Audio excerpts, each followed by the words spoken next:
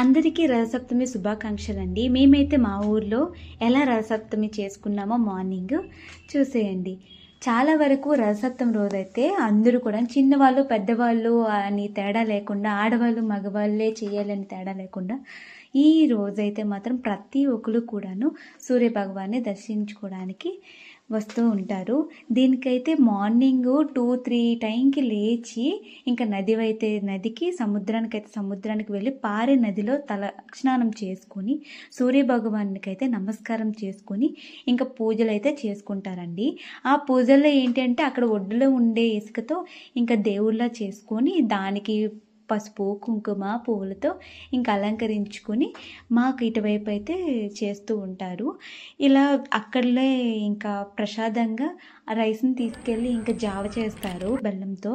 దాన్ని బేరాకులు ఇంకా ఏవైనా ఆకులు చుట్టువైపులు వేసుకొని దాంట్లో తమలపాకులు అలాంటివి వేసి ప్రసాదాన్ని అయితే వడ్డిస్తారు. ఇంకా చాలా వరకు కొంతమంది మార్నింగ్ వెళ్ళలేరు, అంత 2-3 టైంకి వెళ్ళాలంటే కొంతమంది కుదరదు. సో అలాంటి వాళ్ళు ఏం చేస్తారంటే ఆ పూజ అయిపోయాక కొంచెం సూర్యుడు వచ్చాక ఇంకా దర్శనం చేసుకోవడానికి కోసం అని అయితే వెళ్తారు. అందులో మేము కూడా ఉన్నాము. సో అందుకే మా అత్తమ్మ చెప్తున్నారు, పువ్వులు తీసుకొని వెళ్ళు, ఇంకా పూజ అయితే చెయ్యని. ఈ టైం వచ్చాక పువ్వులు అయితే చాలా బాగుంటాయి. ఈ చలికాలంలో అయితే ఎక్కువ అవుతూ ఉంటాయి. మా అత్తమ్మ నాకు కోసిస్తున్నారు తీసుకెళ్ళని. చిన్న ప్లేస్లో మంచిగా అరేంజ్ చేసుకున్నారు. మా ఊరికి ఒక ప్రత్యేకత అంటూ ఉందండి. ఏంటి అంటే ఇటువైపు అటువైపు ఇంకెక్కడ చూసినా ఇటుక బట్టలకు అసలు కరువే ఉండదు. మాకు మొక్కలు ఎన్ని అయితే ఉంటాయో కలుషితం కూడా అంతే అవుతూ ఉంటుంది. మా పల్లెటూరులో ఏంటంటే కొంచెము పీస్ఫుల్గానే ఉంటుంది. ఇప్పుడు మాకు బాగా డెవలప్ అయిపోయింది అనుకోండి. ఒకప్పుడు మాకు నదికి మాకు అంటే బ్రిడ్జ్ ఉండేది కాదు. ఆ ఊరికి ఈ ఊరికి రెండు కూడాను కింద నుండి ఆ నది నుండి వెళ్ళేవారు. అటువైపు ఊరికి వెళ్ళాలి అంటే మాకు చాలా ఇబ్బంది అయ్యేది ఒకప్పుడు అయితే. ఇప్పుడైతే నేనైతే మా వాళ్ళు ఇక్కడ పూజ చేసుకొని ఇప్పుడే వెళ్ళారు, మా అమ్మ వాళ్ళు అందరూ. ఇంకా మమ్మల్ని పంపించారు, వెళ్ళి మీరు కూడా దర్శనం చేసుకొని రండి. ప్రతి ఒక్క అమ్మాయి కూడా వీలైనంత వరకు నదికి వెళ్ళి ఇంకా పూజను చేసుకోవడానికి ట్రై చేయండి. ఈ రోజు అయితే చాలా విశిష్టమైన రోజు, అది కూడా ఆదివారం సూర్యభగవాన్ రోజు.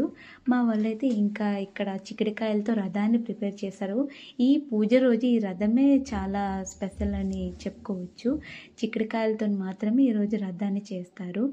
మన నదిలో ఉన్న ఈ ఇసుకని తీసుకొని వచ్చి ఇంకా పోగులా చేసేసి దాంట్లో తులసి మొక్కను నాటేసి ఇంకా పూజ అయితే చేసుకున్నారు.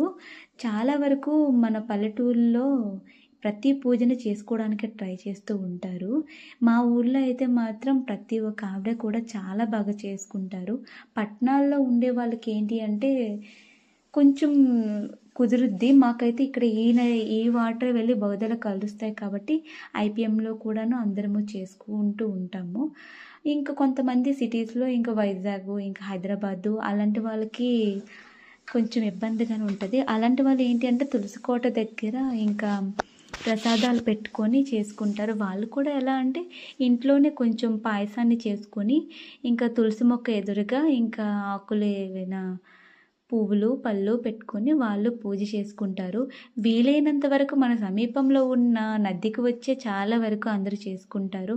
చాలా ఇయర్స్కి ఒకసారి వస్తూ ఉంటుంది కాబట్టి ఆ ఒక్క రోజుని కూడాను ప్రత్యేకమైన రోజుగా భావించి అందరూ కూడాను చక్కగా పూజలు చేసుకుంటారు. మేమైతే ఇంకా ప్రతి ఒక్కరం కూడాను అన్ని పూజలు మేము చేస్తామండి. మేము సాంప్రదాయాలకు కూడాను అంతే మేము రుణపడి ఇంకా ఆధారపడి ఉంటాము. మేము అన్నీ నేర్చుకుంటూ ఉంటాము మా పెద్దవాళ్ళని చూసుకొని. అందుకే పేరెంట్స్ చెప్పంగానే ప్రతి ఒక్క పూజకి కూడా మేము అటెండ్ అయిపోతాము. మాకు ఇలా అటువైపు నుండి వాటర్ ఇటువైపు రావడానికి ఇలా పైపులను అయితే వేశారు. ఒకప్పుడు కింద నుండే వెళ్ళే వాళ్ళము, ఎందుకంటే పైన అప్పుడు బ్రిడ్జ్ కన్స్ట్రక్షన్ అయ్యేది. ఎటువైపు చూసినా మాకు పొదల్లానే ఉంటాయి. ఒకప్పుడు దీని ఫుల్గా వాటర్ ఉండేది. ఇప్పుడైతే మాత్రం వాటర్ మొత్తం ఇంకిపోయింది. ఇటువైపు నుండి అటువైపు వెళ్తుంది కాబట్టి ఇంకా మా చెల్లి అయితే పూజ చేసుకుంటుంది. ప్రతి ఒక్క అమ్మాయి ఏంటంటే మనకు తెలిసినా తెలియకపోయినా మన పెద్దవాళ్ళు చెప్పేది తెలుసుకొని మరీ చేయడానికి మాత్రము ట్రై చేయండి. మేమైతే ప్రతిదీ ఇప్పుడు తెలుస్తుంది కాబట్టి పాటిస్తున్నాను.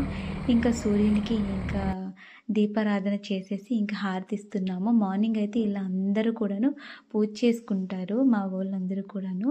అంటే వాళ్ళు కొంతమంది ముందుగానే లేచి రావాలి అంటే అందరికీ అది సాధ్యం కాదు. చాలా వరకు కొంతమంది చాలా చాలా దూరాలే వెళ్ళి మరి పూజలు చేసుకుంటారు. మాకైతే నదిలో నీరు లేవు కాబట్టి ఎంచక్కా అటు నుండి ఇటు, ఇటు నుండి అటు వచ్చేసి ప్రశాంతంగా అందరూ స్నానాలు చేసుకొని పూజ చేసుకుంటూ ఉంటారు.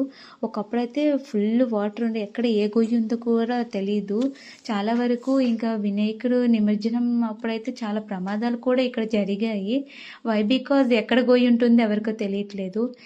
ప్రజెంట్ అయితే ఏవైతే పడితే అవి ఇక్కడ పోగులు పెట్టేసి ఇంకా నది నీళ్ళు అయితే చెత్త చేసేసారు. ఒకప్పుడు చాలా బాగుండే, కానీ ఒక వర్షం పడితే మాత్రం అంతా వెళ్ళిపోద్ది క్లీన్గా. ఇక్కడ ఒక అతనైతే ఇలా కన్స్ట్రక్షన్ చేసుకున్నారు. ఈ సమ్మర్ సీజన్లో అయితే మాత్రం బాగా ఎంజాయ్ చేయొచ్చు. ఇక్కడ అంత ప్రశాంతంగా చల్లటి గాలి అయితే మాత్రం వస్తూ ఉంటుంది. మా చెల్లైతే బ్రిడ్జ్ దగ్గరికి వెళ్దామంది. ఈ బ్రిడ్జ్ దగ్గర వెళ్ళడానికి కూడా ఒక కారణం ఉంది. ఎప్పుడో వచ్చిన తుఫాన్కి ఇక్కడ కొంచెము మట్టి లోపలికి వెళ్ళిపోయింది. అప్పుడు పేపర్లో వేస్తే అప్పుడు చూసాం. అప్పుడు నుండి ఇప్పటి వరకు అసలు రానే లేదు మేమైతే. ఇంకా మా చెల్లి అది చూడడానికి కోసం పద అని చెప్పింది. పద అనుకోని నేను కూడా వచ్చేసాము. చూడండి వ్యూ అయితే ఎంత బాగుందో. మాకు ఇటువైపు నుండి నీరు అలా బౌద్ధ నదిలో కలిసి చాలా నదులను కలుపుకుంటూ ఇంకా ఉంటుంది. సో మాకు అందుకే చాలా నచ్చుకుంటుంది వ్యూ అయితే. సో అందుకని ఇంకా వ్యూ మొత్తం ఇలా నేను ఎంజాయ్ చేస్తూ ఉంటాను. చల్లటి గాలి, మార్నింగ్ ఎండ, ప్రశాంతమైన ప్లేసు.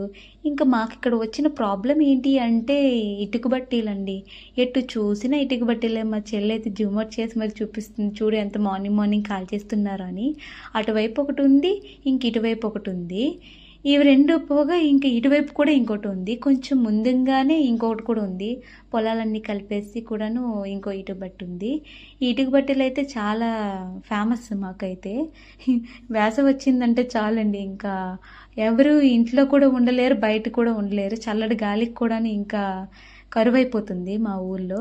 ఇంత ప్రశాంతంగా ఉన్న ప్లేస్, ఇంత చుట్టుపక్కల ఇంత చెట్లతో ఉన్నా సరే మాకు ఇటుక బట్టల వల్ల కొంచెం ఎఫెక్ట్ అయితే చూపిస్తూ ఉంది. మేమైతే ఇంకా ప్రశాంతంగా వ్యూని ఎంజాయ్ చేస్తూ మార్నింగ్ ఇంకా సన్సైన్ మామూలుగా లేదు. సో మేము అలా పిక్స్ తీసుకున్నాం. మాకు ఇక్కడ రైస్ మిల్ కూడా ఉంటుంది. మా దేవుళ్ళు ఇవి మా ఊరికి ఎంట్రన్స్లోనే మాకు ఉంటాయి. అందరం కూడాను నమస్కరించుకొని ఎక్కడికైనా వెళ్తూ ఉంటాము. మా చెల్లి అయితే స్కూటీ నేర్చుకుంటుంది.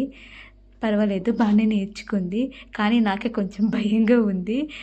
ఏమనుకోకండి, కొంచెం కామెడీ అంతే. నేనైతే మాత్రం ఇంటికి క్షేమంగా వెళ్ళిపోవచ్చాలని దేవుడు దండం పెట్టుకుంటున్నాను.